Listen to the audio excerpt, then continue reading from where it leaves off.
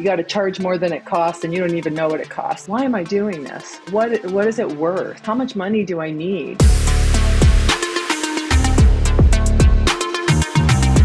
The simpler you make everything, the further you can take your business. I fight fancy all day long. Negligence, it's downright criminal sometimes. It's day-to-day decision-making that's going to affect sales and cost of goods sold. We had a couple major pain points earlier this year, and those pain points were: how do we contact our unsold estimates more frequently? How do we book our membership appointments faster? How do we stay in contact with customers and let them know that we have promotions? And how do we run a speed to lead process for Angie's Leads? When looking around for solutions, we saw a couple great softwares on the market, but our favorite one was Hatch. So when we started using Hatch, we had just switched over from another vendor, and Hatch's user interface was so easy. It directly tied into ServiceTitan. It automated the workflow of 5 or 6 employees a day. We're now in contact with hundreds of additional customers. We're selling a ton of our unsold estimates, and it's easier than ever to book our membership follow-up appointments. So Hatch has been a really big win for us. In order to book a demo with Hatch, click the link below. Welcome back to Owned and Operated. Today on the show, we have Ellen Rohr. Welcome to the show. Hi, thanks for having me. Yeah, we're excited to have you. I've been a long-time admirer. I feel like you've really been a spokesperson for the trades. Obviously did a lot of amazing work with Zoom Drain. Before we start diving into what we're going to talk about today, could you give your perspective on how you entered the trades and what your work's been looking like? Once upon a time, I married a plumber. I met a guy, his name was Hot Rod. I did not grow up in the trades. My dad wasn't handy. We called people. I didn't know anything about what happened. I thought you flushed the toilet, it's a mirror. All of it was new to me, but it was so interesting to me. I'm hanging out with Hot Rod and his cool friends, electricians and contractors, and I'm seeing like this work being done and understanding like drains and vents and the whole, it like absolutely blew my mind. And I fell in love with the trades for all the reasons I love my husband. They're capable people in the trades, and I'm really not. If I were on Survivor, I would die. I'd just die. There were, there'd be nothing left. So I really got a taste for it. But then my husband's partner died at age 33. It was absolutely horrible. And I did something really dumb. I said, well, listen, I've had a million jobs. I have a degree in business administration. I'm going to quit my real job, come work for you. And you turn wrenches. I'll count the money. It'll be easy. And it was none of that. It was absolutely horrible. And I sometimes forget to say this. I'm still married 40 years later, but it's because we don't work together. I mean, this journey that I'm about to describe was so traumatic, right? I figured out a lot of things, and it still makes me emotional because I had the help of great mentors. And back in the day, I started reading trade magazines, and I wrote a letter to Frank Blau. You may have heard of him. He's an OG. Do you know Frank or of Frank? He's like, he's almost 100 years old, and he's still bossing everybody around. But he's, he wrote a column. He called me up and he told me I had my head up my, like he just was the first one to kind of say, you're a knucklehead. We were talking right before we got on the air. You're a knucklehead. You don't know what you're doing. You think you do. You got to charge more than it costs, and you don't even know what it costs. So why don't you shut it down? Those were the first words he said to me when I was reaching out for some help because we weren't making any money and we were fighting all the time. So just to cut to the chase, I've had these great mentors, and once upon a time, you met them just in the trade magazines. But now we have podcasts and so many resources and seminars that were just not available, going back 40 years. It's so exciting. But I feel honor bound to share, how I figured some of these things out because so many people were generous with me. But Frank was the first one who just taught me, you've got to charge more than it costs. And he has this simple formula, which I use to this day: add up your cost of doing business, your desired costs, like with a real salary for you and nice benefits and nice trucks and all the stuff. Add all those costs up, divide by your hoped for number of billable hours, and charge more than that to your desired amount of profit. And that works.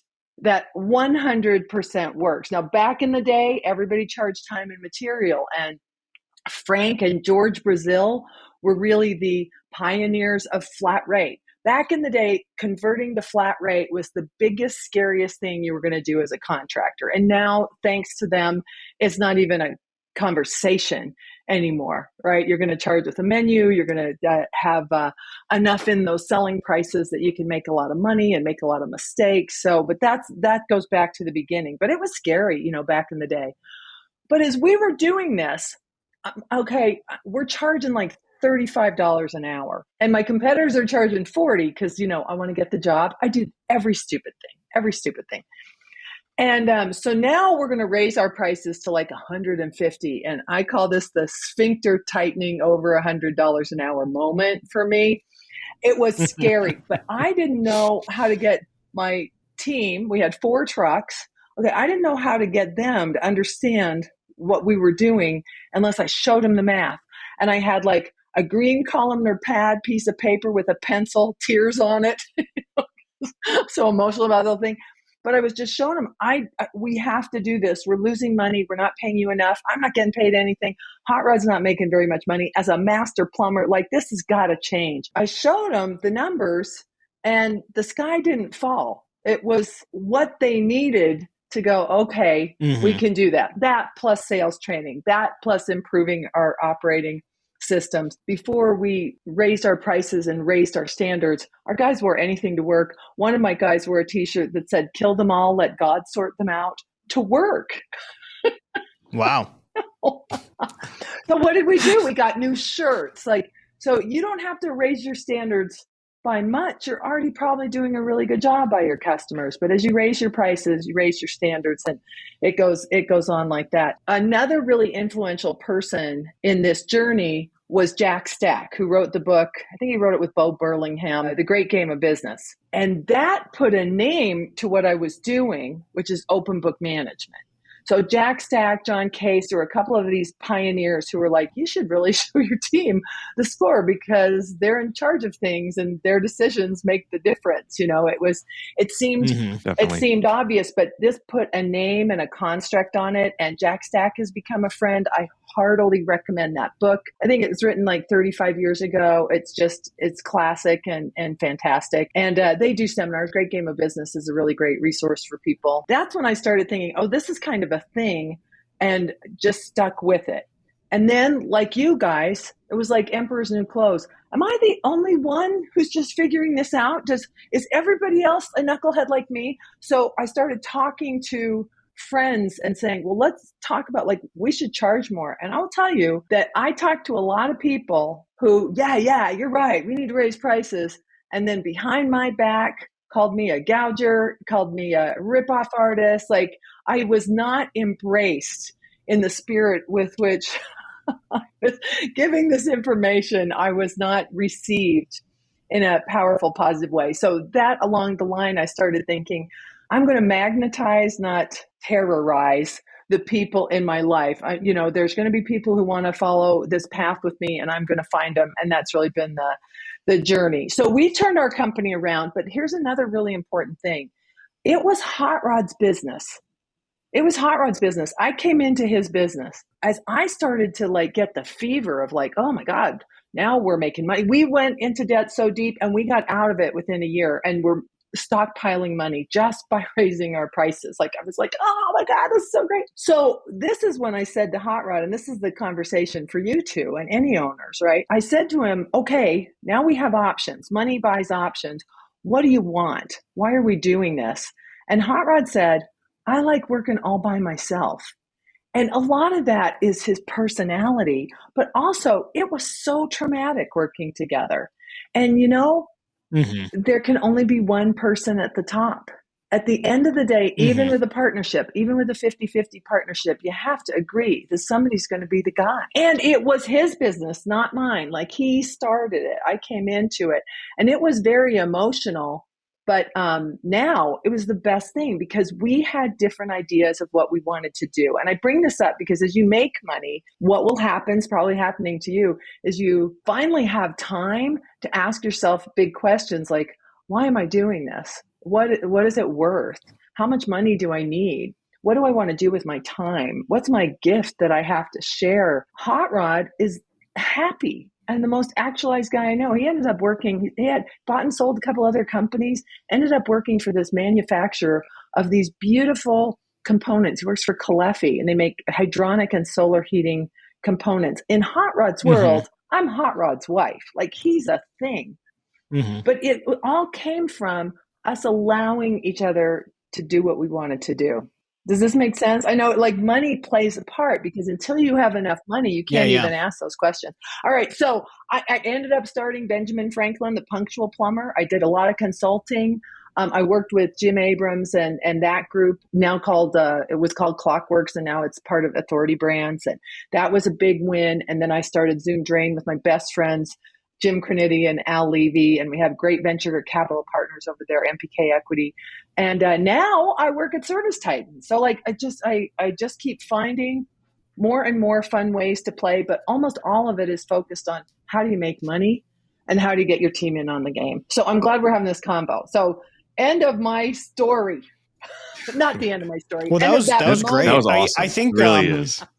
I think it was kind of funny because, the reason we started this in the new generation of owners, I am old, which is kind of funny. I'm a young human being, but I've been in the industry my whole life.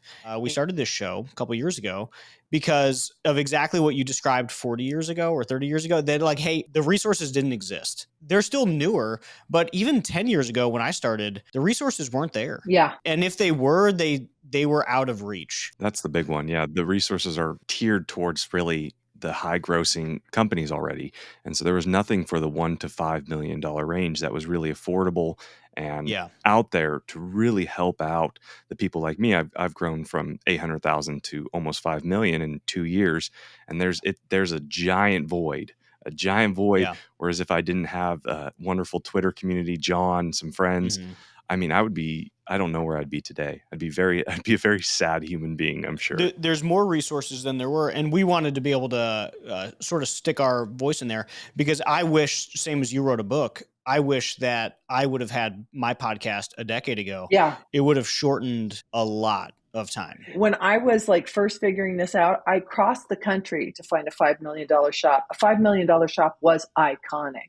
A $5 million shop is what $200 million shop people don't is understand today. what it used to look like. No, it's so fragmented. They just don't understand. When I started, the idea that a company could be over $10 million was unfathomable. No one had a tech stack. No one had software yet. It was all like, we had a whiteboard. I also remember moving over $100 for flat rate. That was a really big moment in my career. The sphincter tightener. And I also had to do that.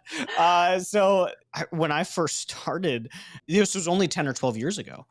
But when I first started, everyone was $1 million to $3 million. And now that's just not the case. Now that's a Tuesday for some companies.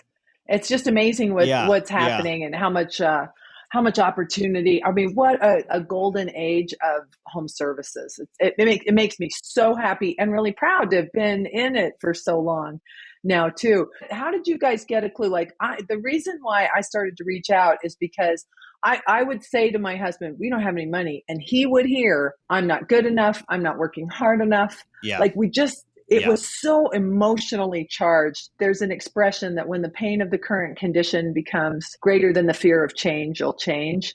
And so I was willing to do anything. I'm certainly willing to walk away from this business. I thought, fine, it doesn't work. I don't get it. I'll go get another job. It's what made me reach out and write that letter to Frank Blau. He wrote an article in 1989 called How Much Should a Contractor Charge?, where he went through this simple, math. And I'm like, that makes sense. So I wrote him a letter that said he was full of, and my customers wouldn't pay it. My guys wouldn't do it, blah. And that's why he called and gave me a hard time. But that was like the moment where everything started to shift for me. How did you figure out your asset from your elbow? Did you know how to read a balance sheet and a profit and loss growing up? Because I didn't, and I went to college for it. I'm sure Jack has his story to share, and mine is relatively straightforward. So I graduated. It's a third generation family business. I joined the company full time at 18, but I had worked in it since I was 10 throughout the summers and really learned the trade itself. So at 18, I was already a competent plumber, which was kind of fun. In my early 20s, I felt like I wasn't using my brain the way I would have liked. I like puzzles. I like being challenged. I like to, figure stuff out. So I went to school at night for accounting at a local community college. It was like $100 a credit hour. And I spent $6,000 over the course of 2 years. And I getting basically a 101 on how accounting worked. Nice. I was maybe 23 when I exited that program, and that gave me enough information to feel like I understood what was happening inside the business. Understanding what happened is different than understanding how to change what can happen. So that was the next decade of my life, was figuring that part out. But yeah, that community college really put it together. So were they generous right from the get-go? Yeah. My dad and I have a very large age difference. It's in mid 40 years apart. And so as I was entering my adulthood, in my early 20s, my dad was looking for an exit for his business, which is obviously very unusual. And even more unusual, he was willing to sell it to me at 23. So through a few years of negotiations, I ended up buying it at 25, but I started running the business at 23 with this associate, not even an associate, so, a few years of classes. So I had open access because at that time, I was running the business. I'm kind of embarrassed after all the preaching I've doing and magnetizing. And most of the time when I look at some of these books, they're a mess. They're still a mess. Even big, nice companies there's so much. Yeah. It's like the back of the truck. It just gets messy and nobody bothers to clean it up or knows how. And, we just kind of live with it. It's challenging. Yeah. Like ours are not perfectly clean. I can point to all the reasons why. Yeah. Most of them are, it's challenging. And when no one comes out of, I'm picking on your point earlier, did you know how to do this growing up? And the answer is no. Yeah. And I definitely didn't know how to build an accounting department. I just described how, as a plumber that happened to go to a community college, I don't know how to build an accounting department for a, going on $30 million organization. And I learn new stuff every day in my process of attempting to build that department. So I think it's a real challenge. And I think understanding who are the key players, like who are the people that need to be involved? Like, what's a staff accountant and when do you have one? What's a senior accountant? Do you need a controller or do you need a CFO? Like, those are all different things that people just don't know. And I'm still learning, right? Like, we're still actively figuring it out. We're still a work in process here. So I think a lot of that is just a part of the journey. So I think we still have messes that we're cleaning up. Yeah. And I'm still, same thing, like been humbled so many times, so many days. I worked with the company, went through the whole thing with a recruiter, found this like top drawer CFO who was going to come in and then one day I finally said to him, show me that you can get into the accounting program. Like, I'm going to sit right here and I want you to get into it. And he couldn't do it. He'd never been in. And I'm like, how did we not know? Like, there's just a lot of bamboozling and neglect. Yeah, it just negligence. It's downright criminal sometimes. The accounting professionals, like, you might have to kiss a few frogs to find some folks. And I don't know anyone who doesn't have a story like yours as they've grown their business, John, that it works for a while and then you upgrade and then you downgrade and then you upgrade and you're so grateful and you're just trying different things out. But it is a team.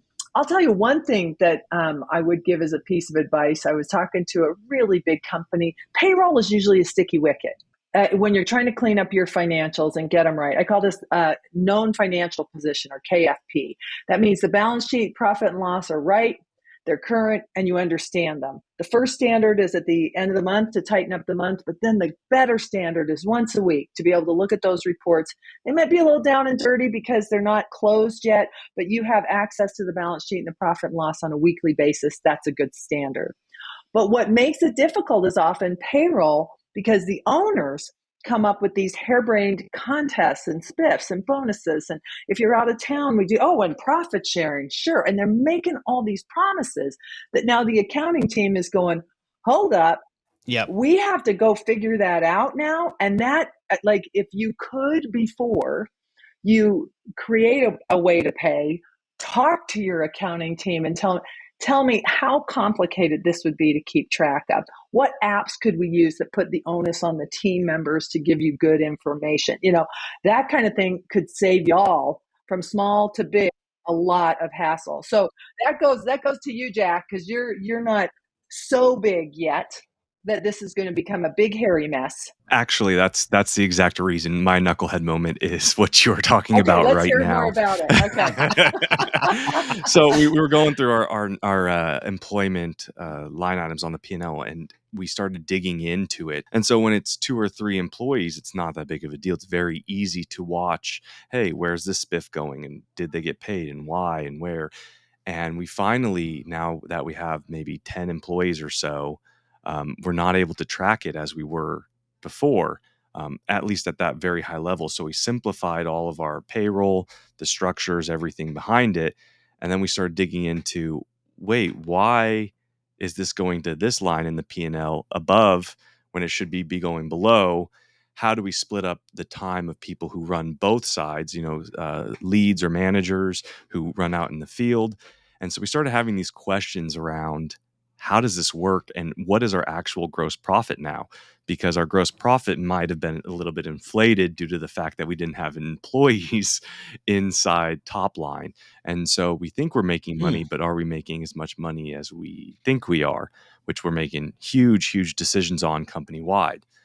And so we, right before this call, I was late because I was getting off the phone with a potential accountant, a new accountant, because our old accountant was kind of a third party. And so we're finally bringing somebody in-house to help us out with this bookkeeping and accounting. But very timely. Okay, so let me share this, because we were talking before and you just had a guest on that was talking about gross margin, and I have not listened to the episode. I don't think it's posted yet. I don't think it's aired yet. Yeah. What it triggered for me was that anywhere I go, go to all the conventions and everybody's talking about margin, and there's almost this mine's bigger than yours feel about these conversations. Yeah, and in my head, I'm knowing you guys are not talking apples to oranges. Gross margin, when you're just meeting at the bar or at the back of the room, or it is a ridiculous conversation to have for what you just said, Jack. And there's some choices. It's not necessarily wrong to split up a service tech's pay, for instance, where we would put the field wages up top and then maybe training or something else below the line. Mm-hmm. That's a choice, but I don't do it that way. I put all of their gross wages in cost of goods sold. Why? Because it's easier. But see, unless you and I are doing it the same way, and neither of us is wrong, we're not going to have the same parameters for that gross margin conversation. And so that's where it can get a little, be aware as you're talking to other guys. And I've got strong opinions about this just from being on the accountant's side so many times. So like, we all make these knuckleheaded decisions. And then I sit down with the accountant who tells me, I wish you hadn't done that, because for us to figure out that spiff requires like 6 additional, we've got ServiceTitan, and then we get the report, and then we massage the report, and then we have to put it into Paylocity, and now we got to get that back over. These are real challenges for everybody. I don't know a company that isn't struggling in some way with this, and if they're not, they don't know about the mess. Not to scare you. That's your where listener. We were, though. 6 months ago is we don't know what we don't know. And to answer your question of why people don't do this is you don't know what you don't know. I have an engineering degree. I have a business minor. Still, like, I understand a P&L, but to the depth of, hey, this is industry wide, you should be doing this and this, best practices. It's really on the owner to go out and learn that. And then B, if they want to find somebody who's going to come in, like you said, find somebody who's good and who understands that work. But one of the great things that we've been working on is the ability for global talent who understands that this kind of information is absolutely growing. So we're able to go to other places, and we don't have to pay a CFO, $200,000 a year or some ridiculous amount to be able to learn this. We can get that help here with our bookkeeper, who can then, get information from other locations, which has been absolutely wonderful. I'll tell you, I'm loath to hire a CFO. I would be really cautious about it unless you're pretty big, because I don't know what they do all day. I don't think there's room for it. This is for the listeners. Like, you need a great CFO. Well, maybe you could get a fractional one, or maybe you could share one with one of your business building buddies, someone who has a clue. And then you and the friend that you're talking to on the regular, if you have the same CFO, you could start to create some patterns that are consistent between your cadre, the people you hang out with, and you're growing businesses together. And that, I can tell by the guys you've had on your podcast, like, there are groups, people that are at the same level or just above where you are that you want to hang out with and talk to and talk real with, and you probably don't compete with because you're in different areas or you don't care and bring it. But to have that kind of pattern. Now, a couple of just guiding principles, and this will lead into like how much should you share with your team too. But overall, the balance sheet is very particular. Assets, liabilities, and equity. And assets can all be verified by a third-party source, like your cash. There's going to be a bank statement, and the bank statement's probably right, and you're probably wrong. So use theirs and adjust it. Debits and credits, to clean up once upon, do that once, like the back of the truck. You just go line by line. Accounts receivable. In any shop, there's probably a stack of papers that have invoices. People owe you that money. That stack should match, or ServiceTitan's AR should match QuickBooks or Intax AR. Like there's verifiable sources, and it's a bit of work to go through and do it. And if you have like someone who likes Sudokus and puzzles on your team as a call taker, that person could be a crackerjack bookkeeper. And bookkeeping skills are very, very valuable, because at some point somebody just has to actually take highlighters and go through and figure that this one's right, that's wrong, we've got to fix that one. It's a cleanup. So as you go through and you verify your assets, liabilities, and then the difference is equity. And you do need an accountant or someone who understands tax law to help you properly allocate equity. Like you can't do that on your own. You're going to need some help right there. The balance sheet does not have a lot of room for creativity. I always vote for simple. I like one line that says vehicles, and then another spreadsheet or something inside the accounting program that details the vehicles. We don't need every vehicle listed on the balance sheet. Are you with me? The balance sheet and the profit and loss are your main reports. Details can be found elsewhere. So the simpler you make your financials, this I learned from Jim Abrams, the simpler you make everything, the further you can take your business. I fight fancy all day long. Do we need it? Does anybody look at this? Who cares about that? Will that change the value of the enterprise? Is that going to help make a decision? It's like, why do payroll taxes go in gross margin? Well, technically they are, or up in the cost of goods sold section. Technically they are, but there's no decision to be made. Get them out of the way and put them down in operating expenses and lump them all together. So I'm like, that's kind of my mentality from having done this for so long. Like the details, like clean them up, and then you can go find the information elsewhere. Just one little thing. This is not for everybody, but have you guys heard of touchless journal entry integration at ServiceTitan?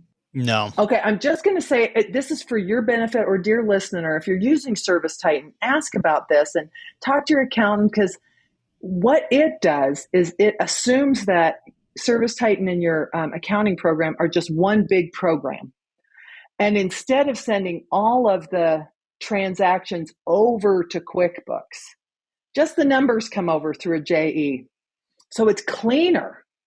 How many of you have export errors? A lot of them. We asked ServiceTitan about this a few months ago, because the bigger the company gets, the more complicated that daily sync gets. And they said that nothing existed, so we had to make our own. Yeah, we had to switch from syncing to daily summary journal entries, because the entries, they were thousands of lines a day, so complicated. And it would take us 6 hours a day to fix it. It was almost a full-time person's job just to fix ServiceTitan sync. There are people and apps that will help you do what you did, but now ServiceTitan does have that capacity.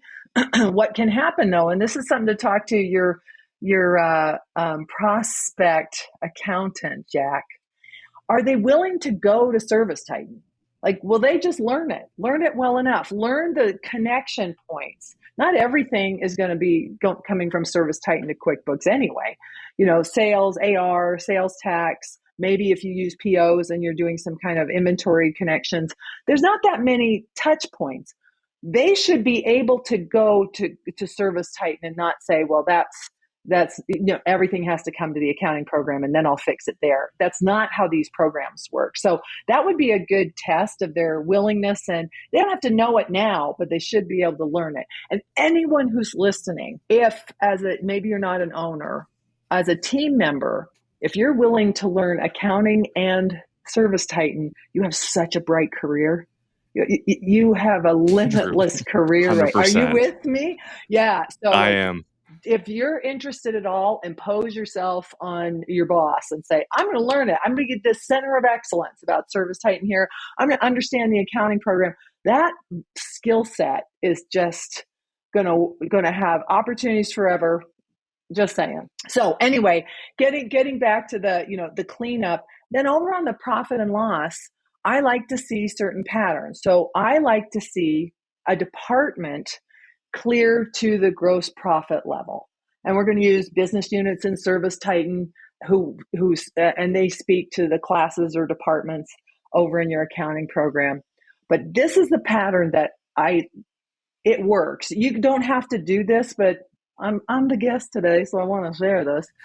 Mm-hmm. If you haven't, I like to see the pattern sales and cost of goods sold by trade, by small job, little job, and then potentially by location. And if you do all that, then residential versus commercial. But let's leave that aside because that's a lot of work to get it down to that level. But if you do by trade, so if we do plumbing and HVAC, what do you do, John, at your company? Plumbing, HVAC, electric, and then we split those trades up a little bit deeper because the teams are large. So we need to know, hey, what's plumbing service versus install, HVAC service, tune-up. They all have different payroll. So we basically just follow the payroll. For going on 2 years, I've partnered with ServiceScalers to do our Google Ads, PPC, and SEO. And the results have been huge. It's been really exciting to watch as our website consistently jumps up rank as we're using more technology and we're moving faster than our peers who are all using legacy home service marketing companies.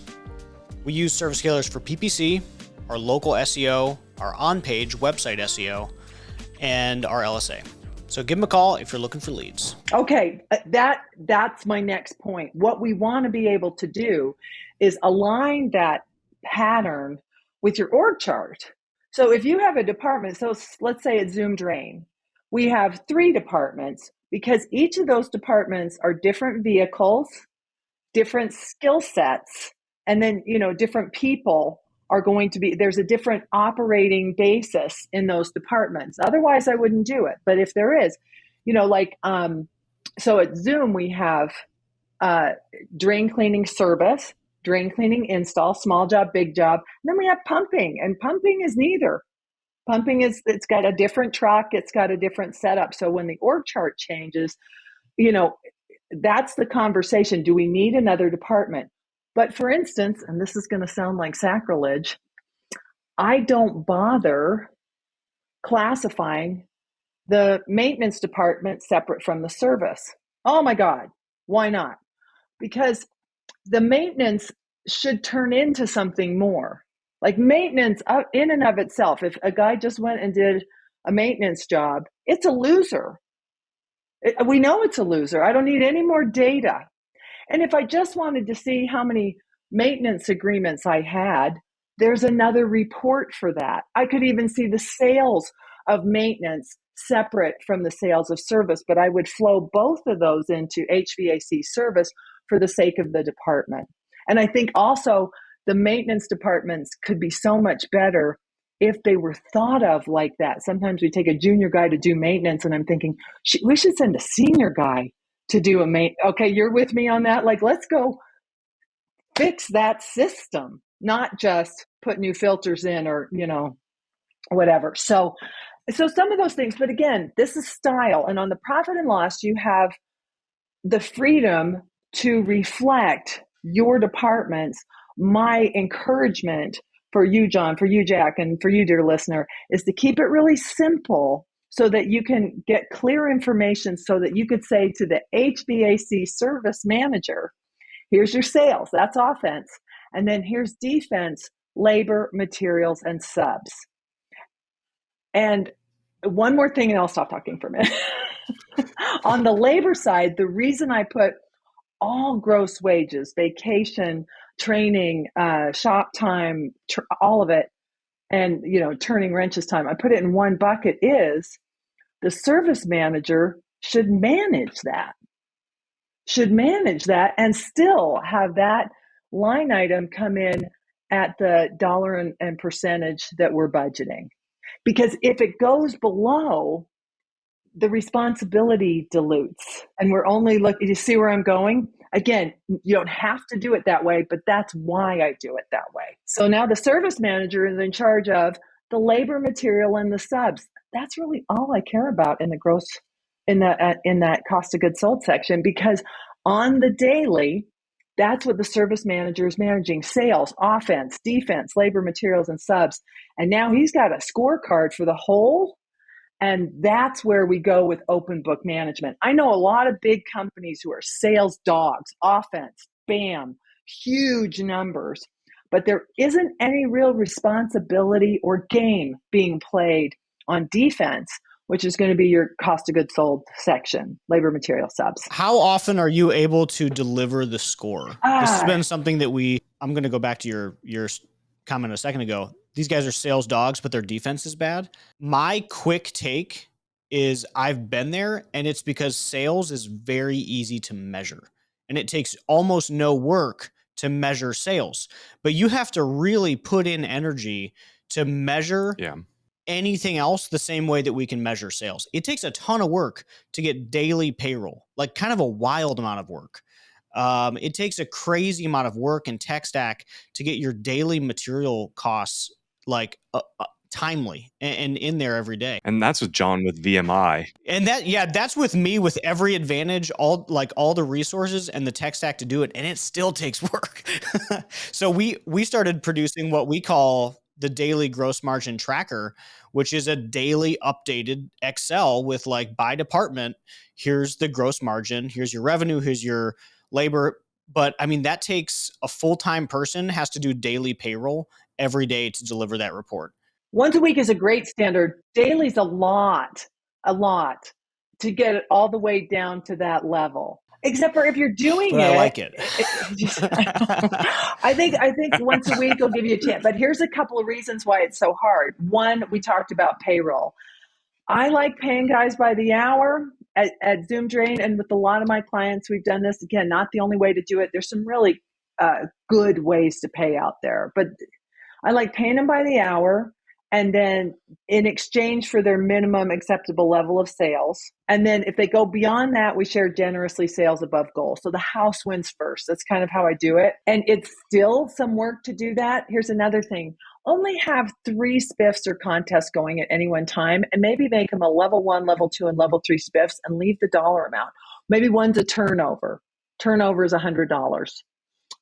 Selling bio clean, or we use Zoom Drain Bio. We have some kind of cool stuff you put in the drains. Maybe that's $50, and then maybe there's a $20. See, then accounting doesn't have to do the percentages, and that don't share sales. I believe one person makes a sale. You get 2 people in it, customers confused, they're not going to buy. One person makes the sale. The junior guy who's there's helping, he gets the next at bat, but only don't split sales. Like, we make it so complicated. And then we've got these managers bonuses based on this, don't base anything on net, because you have too much baloney going on right here. Keep it high level. So just really work with your accounting team. But if you change the way you pay, caution, you better take 6 months to do it with a lot of transparency. This is how we pay now. We're considering going here. Here's how you make as much as more with the new program. Maybe even you grandfather your old guys in and don't change them, and we just get the new team going. Like, you could lose your whole team. I once consulted with the team that was paying they were paying 45% of sales to their frontline team, and it was painful. And I said, you can't do it. 9 guys quit that day. We could have done it better. You know what I mean? So like, be really cautious about how you do it, but work that out and try and simplify it. But that's why payroll gets behind, and then materials. Now, I like drain cleaning because we have like 2% materials. Yeah, it's beautiful. It is beautiful. Nice. Okay, but if you do remodeling, if you do just general plumbing, I mean, there's just a lot. Even if you do real-time inventory where you're buying it and you're barcoding it, and then as you create an invoice, it changes from inventory to cost of goods sold. I've personally never seen that number right for all the time and energy that goes into it. So also, you do actually all that. Ours is right, so I might have to show you ours. Okay, maybe, but overall, but it's because we don't inventory. we have VMI, so we cheat half the system. No, we that's cheat not a half cheat. the system. That's a win. No, so your vendor manages it. Yeah, so it's managing daily cost of goods sold. This was one of the inspirations for it. It is so much easier if you don't have to actually manage the inventory. 100%. So 100% an invoice crosses the desk, we're good to go. Because you're just expensing everything that comes across your desk. You're not trying to maintain that inventory number on the balance sheet. That's what I'm talking about. I love that. Have your vendor do it. Have them compete to do it. Especially as you get bigger, you get a little more power. That's a delicious thing. I heartily recommend that. So yes, that's the best way to do it. And otherwise, I would just expense it. But here's the ticket. I mean, the biggest control you've got is to close the gate. Yeah. So once upon a time, Al Levy and I went to visit Tommy Mello. And at the time, he won't mind me sharing this. At the time, he was like 20 million, which is like a big milestone. And a lot of people would love to be that big, but losing millions a year. So it's offense. He was playing offense, man. He wasn't playing defense. And Al's comment as we toured his location was, I could use your forklift, Tommy, to load up my truck and rip off all your inventory. You could just walk in the yard, get in his forklift, and load your truck from Tommy's inventory. So, just the old school stuff is really important. Like even with the app stack, lock the gate, a whiteboard. Now let's talk about open book management and how so once we got to clean up our own financials, we got to create some meaningful patterns, right? You're going to put a budget in place. So now we have where we are compared to where we want to be. We have a game. And now we have games for different managers at the organization. This is getting pretty sexy, right? So where are you in your journeys with sharing information with your team members? We have always, when I say always, I mean 6 or 7 years, we've been sharing down to gross margin. Where we have struggled a lot is what is the target? Because, and this is a known gap. So if I refer back to earlier in this conversation, I didn't come out of the womb knowing how to build an accounting department, and I sure as heck didn't know how to build a budget. So that's still an active project for us. Even now, we're running budget light until the end of this month. We're really excited. We're going to a budgeting class, and we're going to get into it. Where are you going to the budgeting class? It's through Nexstar. It's called Business Planning Workshop. Excellent. Yep. So we're going to exit with a budget for 25. First time we've ever had a real budget. The rest of it's us just putting it together. So really knowing the goal has been a challenge. And even as I say that, it's kind of shocking because I think every owner thinks that they communicate the goal. I know I think I communicate the goal. And despite the amount of times I think I communicate the goal, everyone else does not think I communicate the goal. So budgeting, I think, solves that. Brandon, my president, went to a training held by Nexstar maybe a month ago. And it was a leadership development training.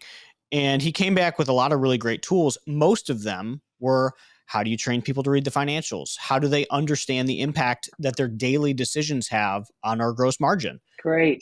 Where does the money come from if we miss on materials? What comes from net profit? Because we're not going to do layoffs in the call center. So sort of figuring out how to explain that to our frontline leaders and our senior leaders, but most of them understand it at this point, has been really big for us. And one of the big challenges that he came back with was, are you showing them the whole picture? Which we have never shown down to net. I think when you're a much smaller business, it might be challenging because you're fighting some, maybe you do take a large portion of the earnings. Whereas for a business our size, like no one has the expectation that I'm walking off with a large portion of our earnings. They see the 100 trucks, they see the building. I think it's a little bit more self-explanatory. So just over the last month, Brandon's challenge after coming to that training was, hey, I think we need to show down to net to our entire leadership team. Like they really need to know the score. And I sort of let that sit for a second. And the passing weeks, I got more and more into it because as I think about it, I am paying these human beings to deliver these results, and me hiding what they've done for me doesn't help me or them, because the only reason that they have jobs is to do this, is to provide these results for the business, and they have to know what we're doing. So today was our very first, like, hey, down to net, here's what happens in September. Let's explain, let's walk through it. And then we did the trainings that Brandon came back with of, okay, we missed on materials in this department. Here's what that impacted. And it seemed to really start clicking for people for the first time. So it was really exciting. 100% of what you say about that. Just again, just to prove my, how long I've lived. I went to the first super meeting of Contractors 2000, which then became Nexstar. I used to sell for them. I sold memberships, and I was one of the trainers, and started with the stuff that's, here's your asset, here's your elbow kind of stuff. And Nexstar has always had that as a core value, that understanding your financials and open book management is, you can count on them to teach you the right thing there. I think it's accountability. I think that's what ultimately we're all wanting, right? We want our team members to take ownership of their portion of the business that we're entrusting to them. Yeah. And they can't take ownership if they don't know the score.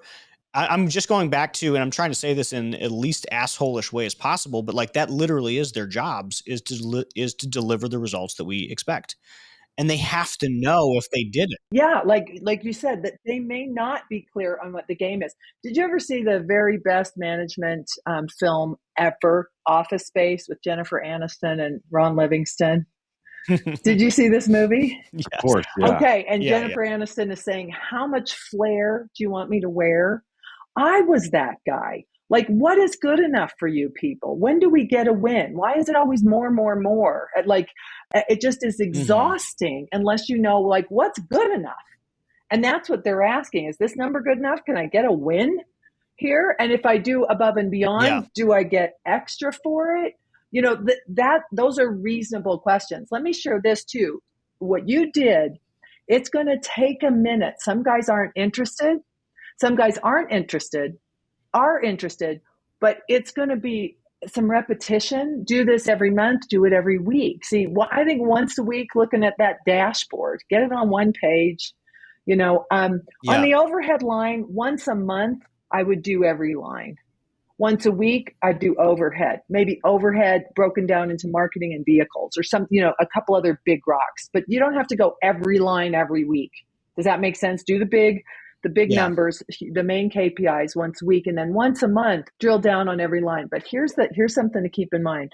It's day-to-day decision-making that's going to affect sales and cost of goods sold. It's procedure below the gross profit, gross margin line. Are they using the gas card? Right? Now, marketing is separate. Let's take marketing into its own weird world. Okay. Marketing is making decisions with weirdo data and always will be, right? But marketing overall, they have a percentage or a dollar amount that they get to play with for X number of calls, et cetera. But marketing is a little more complicated. But all the other things, insurance, is there an insurance policy that people follow? Uniforms, or just can people willy-nilly? It's all about procedure below the line, with the exception of marketing, which is its own crazy game to play, and only the brave can play that one. Know that too. So sometimes, I don't put things up in gross profit, or I keep saying that, up in the cost of goods sold section that they can't control. The vehicles. If you use the cards, your vehicle cards, you're going to fill the truck when you're out of fuel. There's no decisions to be made. Just follow a process. Use the card. Don't let your family fill their cars on the card, or you're in danger of getting fired. That's procedure all the way down the line. And those become mini games. So as you, this is going to get so good. I'm leaning in now. As you and your team, let's do it. As you and your team look at this, what happens is, what will change the numbers? So suppose you're behind on budget, which, by the way, be very candid with them. You made it up. You had some good input from Nexstar guys, and they're smart, but it's all a guess. We don't know if the storm's going to hit, if a pandemic's going to come. This may change, but this is the game. Are you in? This is what we're going to do. Okay, you pinky swear, yes, we'll play. Then for each of these, if we're behind, then the question goes, well, how do we make up the gap? So for sales, it could be sales training, increase in prices. You're going to ask them. You don't have to figure this out anymore. They know more than you. Let them do it. And then for cost of goods sold, well, we could close the warehouse gate. Great idea. Okay, maybe we need a procedure for how you restock your trucks that's tighter than the one we have. So what happens is you create a laundry list of projects. And as you do this, if somebody comes up with a whine, like I was 50 miles away from the shop and I didn't have the pump that was supposed to be, that's a real thing.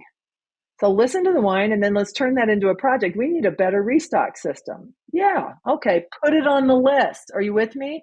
So now you're going to get a list of projects. We need a better gas card. We need a better uniform policy. These things are going to come up in the meetings, and listen to them and write it down. Then they're not whining all the time. Whining is repeating yourself and stating the obvious because you think no one's listening. So jot it down and then pick 5 top projects and use EOS or use a whiteboard. This is Al Levy 101. Al Levy still recommends whiteboards because they are easy and they're going to get done. Do you guys use EOS, Entrepreneurial Operating Systems? This is Traction, Gino Wickman. Yeah. Okay, it's great. That's where the projects, those rocks come from, are from looking at the financials and going, we could move that if we did better, and that's going to be a project. Start, change, stop, new procedure, updated procedure. Are you connecting the dots? Is this just terrific? Let's assume that we're working with, coach me, Ellen, right? I just presented my team down to net profit our September results. I'm concerned as the owner that, hey, I had buy-in for an hour from 9:30 to 10:30 this morning. We deep dove, we did a training, we saw light bulbs, right? And I get the project thing. I hear that. I get the presenting results. What do you think the next 90 days of my life looks like as the owner so that I can help continue to drive understanding and results out of open book management? One, I believe in the ride along. If there's somebody like this, if there's the meeting you're not invited to outside after the meeting, they happen. Like, who are the opinion leaders? Who are your missionaries within your group? Ride along with them. How's this landing? Is this making any sense to you? Do you think this is a waste of time? What were your thoughts about it? What would you do if you were me? Here's my intention. Here's what I'm trying to get across. Here's the game I'm trying to play. Am I on target? Am I way off? And listen to them. So ride-alongs that winch. Don't look at your phone. Don't meet them on the job. Get in the shotgun seat and spend some time, or sit elbow to elbow with the accounting team, the dispatchers, the CSRs. Am I missing the mark? Like, you are a very vulnerable, humble guy, John. And Jack too. The way you guys have shared today, a lot of guys would not. They would pretend everything is just fine. And I can tell already that you're okay. Oh, everything's totally fine here. Everything's Whoops. Shoot. Dang it. You can take it. In other words, if someone had a criticism or someone had some advice, Keith Mercurio, I love his line. What advice do you have for me? Not like feedback, not like criticism. What advice would you give me? It's such a great question. So ask team members and try and find those guys who are influencers within your team. Keep doing it. Do it. This is a great expression. Do it shitty at first, because then you'll get better at it. But it's the discipline of doing it. It's like playing golf. It's like going for a run. It's just the consistency that adds up. So some meetings are going to go well, some won't. I would do the weekly meeting with the field supervisors, or like your junior managers, those guys in charge of a crew, the main managers, HVAC install, HVAC service, those guys, the accounting team, the dispatchers. At Zoom Drain, we have like 13 people, and we have a random guy. Do you want to come to the FQC meeting this week? Oh, okay. So that he can go to the meeting outside after the meeting and tell them what they talked about. Like, just to rotate in anybody from who's interested in going to the FQC. Well, I'll go, and just bring them in and let them see it. What's FQC? Oh, it stands for Financial Quick Check. So that's a one-page dashboard report that has month to date compared to the budget, compared to year to date, compared to the budget for where we should be by the end of the month this year. And then sales, cost of goods sold to the gross profit, gross margin line, dollars and percentages. And then one bucket for overhead on the weekly. Just like, is that overall number and percentage? Yeah. Maybe have another bucket for marketing, or even better, have another dashboard for marketing. Do a separate marketing meeting with the same basic idea. You're laughing, Jack. I mean, marketing intimidates me. Yeah. I was getting the feeling you don't like marketing all that much. It just pile in them. I know how to go make a sale. Like, there's some old school things that I can do. I could make, if it was me and one guy left on the planet, would be selling each other something. Like, I get that. But there's a lot to do with marketing anymore, and I am not the expert on it. I am tipping my hat to people who are brave enough to deal with what we're dealing with these days. It's a lot, and it's exciting. Just it's not my strength at all. So anyway, then once a month you could go line by line, and maybe once a quarter bring the whole team in to do the full deep dive. Right? So not everybody has to know every number every week. You can just give them the numbers that are relevant for their position. So for the call takers, what are the number of leads that come in? What are their close rates? Like some of those you can get from ServiceTitan or your CRM. Like that's what those dashboards are for. Create dashboards per position. The tech dashboard's terrific. Customize it to work for you. So those guys should see that information every day, all day long, right? I'm sure your guys are playing the game there. So it is going to take consistency. I think the ride-alongs, the side-by-sides, the being willing to, get some feedback or advice from your team as you roll this out is going to steer you in the right direction. Your team will fix everything for you if you let them in on the game. That's what I'm consistently finding is, and that's why ultimately what led to the decision of like, well, let's just open it up, because we started delegating, I would say, real problems. And we did a reorg so that we could do that. But then we started like, hey, this is now like this section of the business. You have 50 people in your vertical. Like, this is your problem. And I'm going to just go drink coffee over here and like talk to people. That's been really good and really successful. And for the first time, I feel like we have this momentum of ownership and accountability in our senior leaders, which we just haven't had before. Which is really exciting. And let me add this, I'm not seeing this as advice for you, John, but just in this topic in general.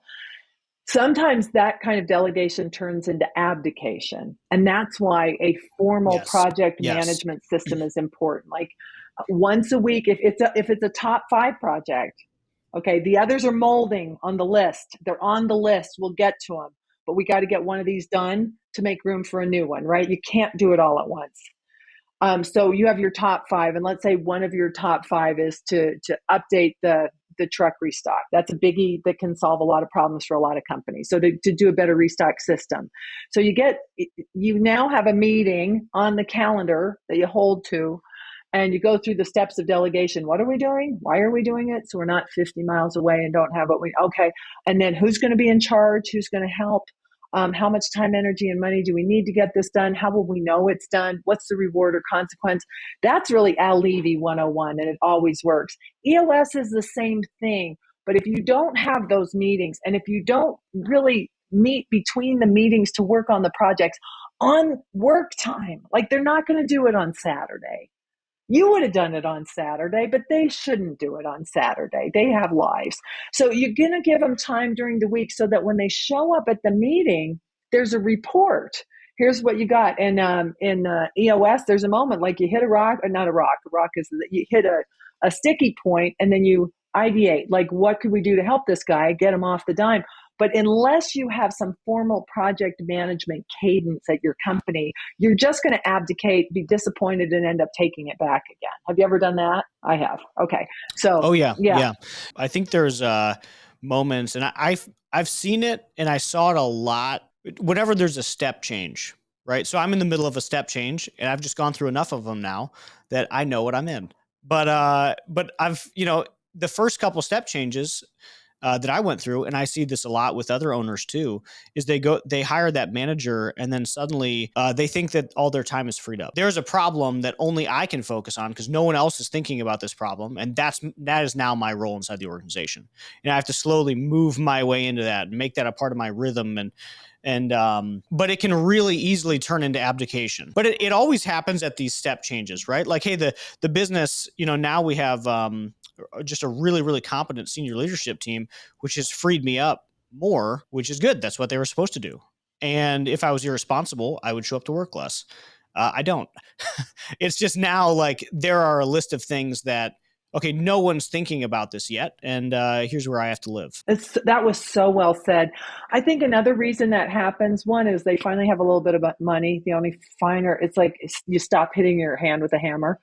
It feels a little bit better. But also, I think at that point, you're so burnt out that you just need a minute.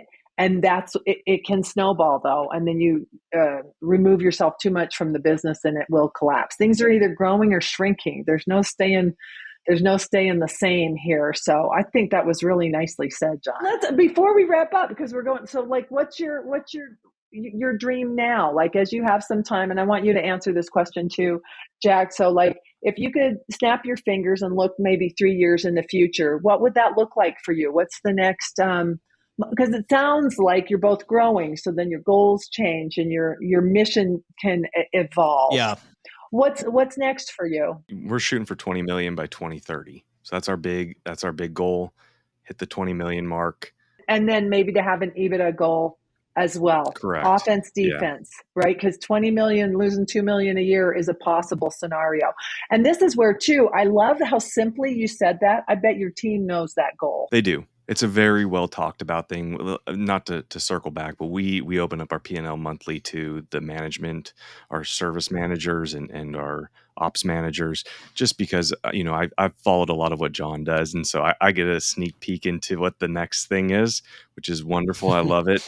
And I actively copy. Tommy calls it rip off and duplicate, R&D. Mm-hmm. R&D department. Yeah. I see you doing it. How about you, John?